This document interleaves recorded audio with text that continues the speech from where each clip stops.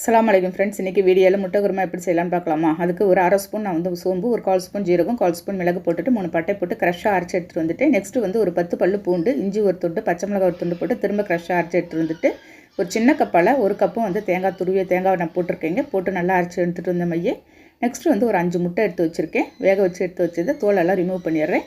அதை அப்படியே எடுத்து வச்சிடலாம். அதே பேனில் கொஞ்சமாக எண்ணெய் ஊற்றி ஒரு ஸ்பூன் நான் வந்து தனி மிளகாத்தூள், 1/4 ஸ்பூன் மஞ்சத்தூள் போட்டு வேக வச்சிருந்த முட்டையை போட்டு நல்லா ரோஸ்ட் பண்ணி எடுத்துடுறேன்.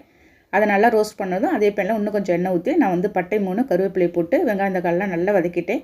பாருங்கள், வதக்கிட்டு ஒரு ஸ்பூன் நான் வந்து மல்லி மிளகாலாம் சேர்த்து அரைச்சி தூள், 1/4 ஸ்பூன் மஞ்சத்தூள் போட்டு நல்லா பாருங்கள் எல்லாத்தையும் மிக்ஸ் பண்ணிவிட்டேன். நெக்ஸ்ட் வந்து கல்லுப்பு கொஞ்சமாக போட்டு நம்ம தேவையான அளவு தண்ணி ஊற்றி நான் 2 நிமிஷம் மூடி வச்சு கொதிக்க வச்சுட்டு போகிறேங்க. கொதிச்சதும் நல்லா கமன்னு வாசனையோடு கொதிச்சுட்டு இருக்குது. நெக்ஸ்ட்டு ரோஸ்ட் பண்ணி வச்சுன்னா முட்டையை அதோட போட்டுடுறேங்க. போட்டு ஒரு 5 நிமிஷம் நம்ம கொதிக்க விட்டுடலாம். ரொம்ப நேரம் கொதிக்க வேணாம்.